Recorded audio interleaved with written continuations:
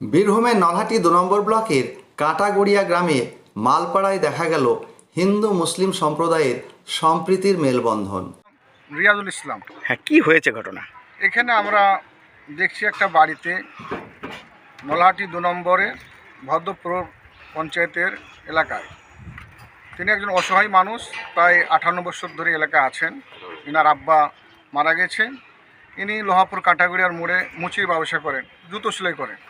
তাই ইনার বাড়িটা খুব অসহায় অবস্থায় ভেঙে পড়েছে। এলাকার যুবক সমাজ মুসলিমেরা একত্রিত হয়ে এই বাড়িটা করে যাওয়ার সংকল্প নিয়েছে। তাই আমরা সকলে এসে এখানে উপস্থিত হয়েছি। আমরা এসে এই বাড়িকে সহযোগিতা করে এই বাড়িটা করে দেওয়ার সিদ্ধান্ত নিয়েছি। তাই আমরা সবাই মিলে এলাকার সমস্ত যুবক, মুসলিম অমুসলিম সবাই মিলে সাহায্যের হাত বাড়িয়ে দিয়েছি। বিশেষ করে মুসলমানরা এখানে বেশি আছে, তাই মুসলমানরা এই বাড়িটা করে দেওয়ার সংকল্প নিয়েছে। আমরা সকলেই চাই ভ্রাতৃত্ব বজায় রেখে ঐক্য হয়ে সবাই একের সঙ্গে মিলে যে থাকবো। মুসলিম হিন্দু বলে কোনো পার্থক্য নয়। আমরা সবাই যারা গরিব অসহায় তাদের প্রতি সহানুভূতি দেখাবো, ভালোবাসার হাত বাড়িয়ে দিয়ে আমরা কাজ করব। এটাই আমাদের সংকল্প। জানা যায় বহু বছর ধরে বিহার থেকে আসা মহেন্দ্র দাস নামে এক মুচি বাস করত ওই এলাকায়। বহু কষ্টে একটি ছোট্ট মাটির তৈরি ঘরে জীবনযাপন করত সে। বৃষ্টি হলেই ঘরের মধ্যে জল থই থই করে রাত জেগে কাটাতে হতো। ইট পেতে উঁচু করে কোনো রকমে দিনগুলি তাকে পার করতে হয়। সরকারি পাকা ঘর পেলেও অর্থের কষ্টে তা পূর্ণ করা যায়নি। হ্যাঁ, কি নাম আপনার? হযরত মোহাম্মদ। হ্যাঁ, কি উদ্যোগ নিয়েছেন আপনারা? আমরা উদ্যোগ নিয়েছি কাঁটাগড়িয়া গ্রামে, যে মানে মুসলিম গ্রামের মধ্যে একটা মালপাড়া বলে গ্রাম আছে। এখানে মুসলিম সম্প্রদায়ের মধ্যে একটা মুচি সমাজ বাস করে। এখানে তার পরিবার একটা ডিস্কো বলে নাম, আমাদের মোড়ে মুচির ব্যবসা করে। ওনার বাড়ির অবস্থা খুবই অসহায়। ছেলেটাও হ্যান্ডিক্যাপ। ওর সংসার চালানোর মতো যে ক্ষমতা সেটা হয়তো সেই মুচির মাধ্যমে, তাছাড়া আর কিছুই নেই। একটা বাড়ি তৈরি করার মতো ক্ষমতা নেই, কারণ বাড়িতে প্রতিদিন এই বর্ষার সময় প্রতিদিন জল জমে যাচ্ছে। প্রত্যেক দিন সেচের মাধ্যমে জল বার করে তাকে বাস করতে হচ্ছে এখানে। যার জন্য আমরা সমাজের মুসলিম সম্প্রদায়ের প্রত্যেক যুবক সমাজে আমরা একটা সংকল্প নিলাম যে ওনাকে একটা মাথার ছাদ তৈরি করে দেওয়ার মতন আমরা যাতে কিছু করতে পারি, সেই উদ্যোগটা নিয়েছি। যদিও সরকার থেকে পেয়েছিল বাড়ি, কিন্তু সেই টাকা বা সেই অর্থে ওর ছাদ ঢালাই পর্যন্ত আসতে পারেনি। যার জন্য আমরা উদ্যোগ নিয়েছি যে তাকে মাথায় যেমন ছাদটা পর্যন্ত যেমন আসতে পারে সেই ব্যবস্থা আমরা করব এবং আজকে পূর্ণ করছি। আজকে ছাদ ঢালাইয়ের সুব্যবস্থা করা হবে। আজকে ছাদ ঢালাই চলছে। সামান্য ইনকামে সংসার চালাতে হিমশিম খায় ওই মুচি পরিবার। অর্ধসমাপ্ত পাকা ঘর রেখেই মারা যায় ওই মুচি। রেখে যায় তার নিজের স্ত্রী, এক বিশেষ চাহিদা সম্পন্ন ছেলে ও বৌমা, নাতি নাতনিকে। ছেলে প্রভাত কুমার দাস কোনো রকমে জুতো সেলাইয়ের মুচির কাজ করে সংসার চালাতে হিমশিম খায়। ফলে ছাদ ঢালাইয়ের কাজ আর হয়ে ওঠে না। ওই পাড়ায় বেশিরভাগ মুসলিম সম্প্রদায়ের বাস। কয়েক ঘর হিন্দু পরিবার বসবাস করে মিলেমিশে। তাদের এই কষ্টের জীবনযাপন দেখে এলাকার কিছু মুসলিম যুবক এগিয়ে আসেন তাদের মুখে হাসি ফোটানোর জন্য। কি নাম আপনার? আমার নাম সালাহুদ্দিন শেখ। হ্যাঁ, আমি দীর্ঘদিন ধরে লোহাপুর কাঁটাগড়িয়া মোড় জুম্মা মসজিদে ইমামতি করি। আমি বর্তমানে আমাদের পশ্চিমবঙ্গের যে বিভিন্ন জায়গায় আমরা হিন্দু মুসলিম যে ঐক্য সেটা নষ্ট করার চক্রান্ত চলছে বিভিন্ন রাজনৈতিক দলের মাধ্যমে।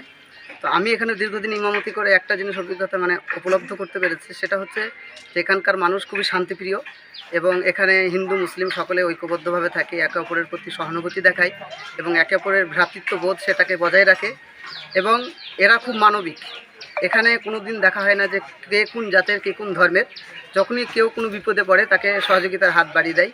তো তারই একটা অংশ স্বরূপ হিসাবে আজকে আমরা যেখানে উপস্থিত হয়েছি একটা মুচির বাড়ি। তো সে খুব দুঃখ কষ্ট এখানে সংসার করছে দীর্ঘদিন ধরে। এই বর্ষার সময় আমরা দেখেছি যে যখনই বৃষ্টি হয় তখন সে পানি সেচে সেখানে বসবাস করে। তো এখানকার যুবকরা, এখানকার যারা মানবিকভাবে যারা একটু সচ্ছল, তারা এখানে একটা সিদ্ধান্ত নিয়েছে যে না, এরকমভাবে বসবাস করা একটা মানুষের পক্ষে সম্ভব না।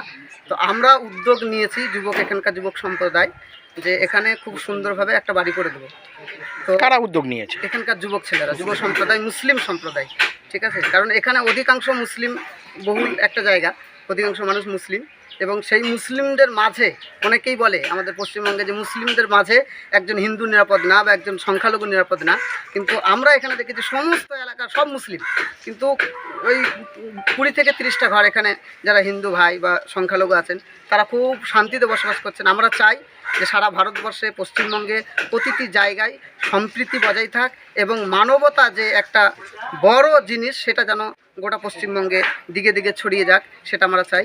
সেই উদ্দেশ্যকে সামনে রেখেই আমরা এখানকার যুবকরা একটা ভালো সিদ্ধান্ত নিয়েছি। আমরা চাই গোটা পশ্চিমবঙ্গের মানুষ এভাবে একে অপরের পাশে দাঁড়াক, একে অপরকে সহযোগিতা করুক, একে অপরের সহানুভূতি দেখাক, এবং কোনো রকম যেন ধর্মীয় পরিচয়ের কারণে কাউকে হেনস্থার শিকার না হতে হয়, কাউকে কোনো রকমভাবে পিছিয়ে পড়তে না হয়, এটা আমরা চাই। ওই যুবকেরা নিজেদের মধ্যে চাঁদা তুলে সিদ্ধান্ত নেয় অর্ধসমাপ্ত ঘর সম্পূর্ণ করে তৈরি করে দেওয়ার। খুশি পরিবারের লোকজন ও এলাকাবাসীরা। এইভাবে এক দুস্থ হিন্দু পরিবারের মুখে হাসি ফুটিয়ে সম্প্রীতির নজির গড়ল এলাকার মুসলিম যুবকরা।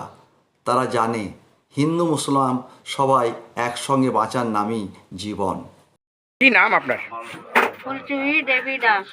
হ্যাঁ, কতদিন ধরে এখানে বাস করছেন? ওই 50 বছর হয়ে গেছে। হ্যাঁ, কি অবস্থায় ছিল আপনাদের বাড়ি? আমাদের বাড়ি তখন তো ডুবছিল না, কিন্তু এই 40 বছর আগে মানে ডুবছে বাড়ি। হ্যাঁ, কিন্তু এবার বেশি হয়েছে, আর পাচ্ছি না থাকতে। ছেলেপিলের সারা রাত বসে থাকছি জল হওয়ার পর। দিয়ে এখন সবকে বলে সব ভাইরা, আমাদের মুসলিম ভাইরা সব আমাদেরকে সাহায্য করছে। আপনি কি সরকারি বাড়ি পেয়েছিলেন? হ্যাঁ, সরকারি বাড়ি পেয়েছিল স্বামী, তারপরে আর দেখেন করে আর পাচ্ছি না, উগত হয়ে গেল, মারা গেল। দিয়ে দিয়ে এবার অনেকেই করলাম, কিন্তু আর হলো না। এখন ভাইদেরকে ধরে এখনো ভাইরা আমার সাহায্য করছে। কারা? মুসলিম ভাইরা। হ্যাঁ, মুসলিম ভাইরা আমার সাহায্য করলে দিয়ে বাড়িটা হচ্ছে। কি বলবেন তাদের উদ্দেশ্যে আপনি? আমি আশীর্বাদ দিচ্ছি কি ভগবান ওদেরকে মানে এমন দিও, ভালো করে দিও, ভালো সুখে থাকুক, আরো 5 জনকে মানে পারে করতে যেমন আমাকে করলো। হ্যাঁ, বহুত খুশি আছি আমি।